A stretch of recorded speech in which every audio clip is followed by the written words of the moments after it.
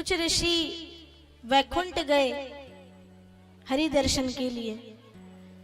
जाकर भगवान के दर्शन किए तो भगवान ने अपनी गले की माला ऋषि को पहना दी। वहीं रास्ते में इंद्रदेव दिखे अपने इरावत हाथी के साथ।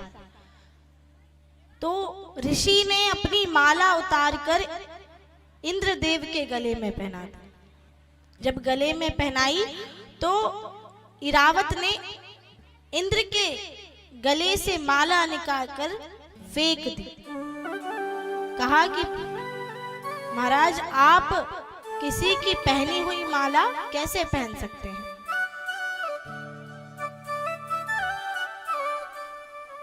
तभी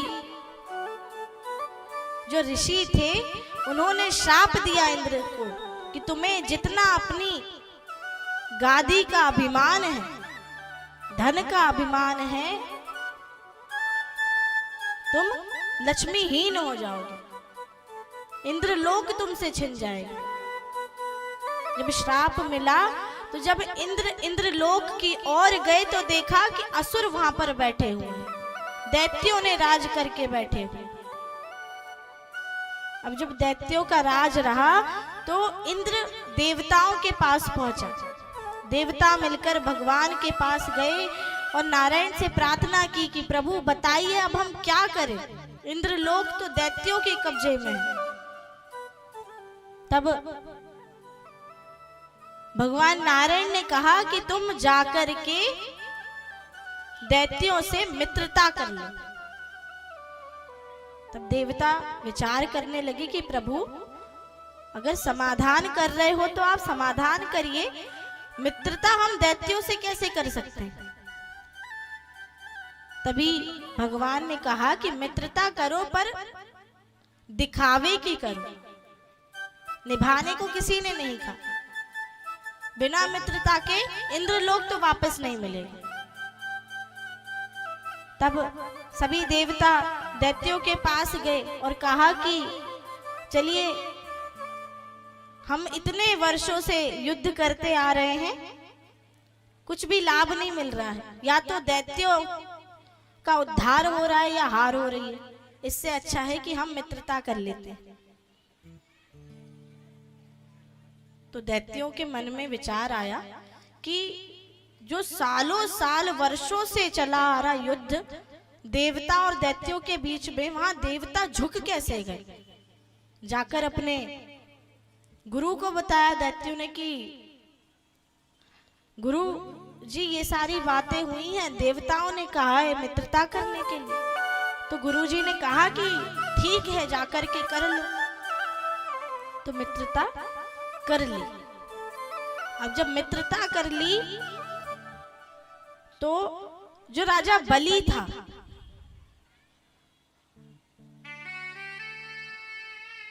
उसे फिर भी स्वीकार नहीं थी। उसने तब भी कहा कि इंद्रलोक बिना युद्ध के तो मैं नहीं दूंगा। अब पता चला कि अमृत मंथन होने वाला है, समुद्र मंथन होने वाला है, अमृत निकलने वाला है।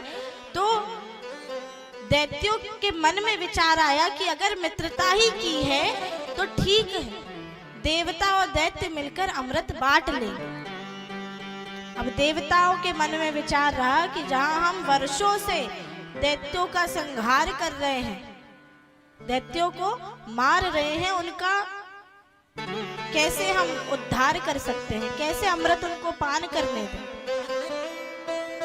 तब उन्होंने कह दिया कि अमृत जब मिलेगा जब समुद्र मंथन होगा, बिना समुद्र मंथन के अमृत किसी को नहीं मिलेगा। तब जाकर के दैत्यों में और देवताओं में युद्ध छिड़ गया कि समुद्र मंथन होगा तो हम किस तरफ खड़े होंगे, धक्का मुक्की मचने लगी। तब भगवान ने कहा कि एक तरफ दैत्य खड़े होंगे और एक तरफ देवता।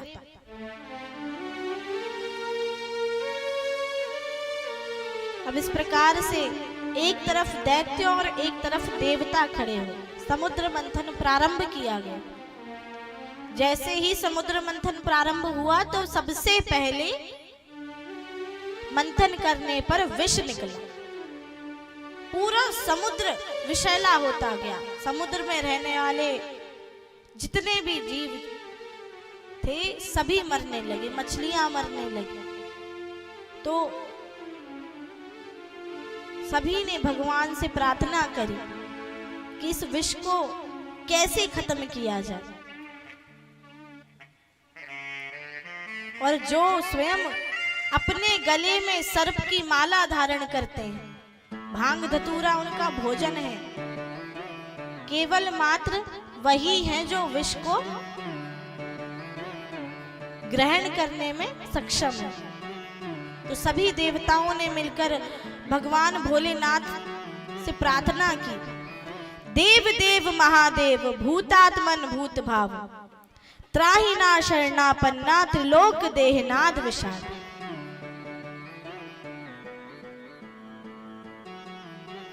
इस प्रकार से भोले बाबा से प्रार्थना की तो देवी पार्वती ने प्रार्थना स्वीकार ही नहीं। पार्वती जी कहने लगी कि प्रभु, सर्प धारण करना आपके लिए स्वाभाविक सी बात है, साधारण सी बात है, क्योंकि वो सर्प आपका भक्त है। विष को अगर आप ग्रहण करेंगे तो ना जाने क्या हो जाए। अब पत्नियों को तो पति की चिंता होती है, पर पार्वती जी ये भूल गई कि भोले बाबा तो अमर है। तभी भोले बाबा समुद्र की ओर चल दिए विष को ग्रहण करने के लिए। तो देवी पार्वती भी पीछे पीछे भोले बाबा के संग चलने लगी। और जैसे ही हथेली में भोले बाबा ने समुद्र का जल लेकर ग्रहण करना प्रारंभ किया, तभी देवी पार्वती जी ने भोलेनाथ के कंठ पर हाथ रख दिया। तो जो विष था, पूरा विष भोलेनाथ के कंठ पर ही थम गया। तभी हमारे भोलेनाथ बाबा का नाम पड़ा नीलकंठ। बोलिए नीलकंठ भगवान की जय हो।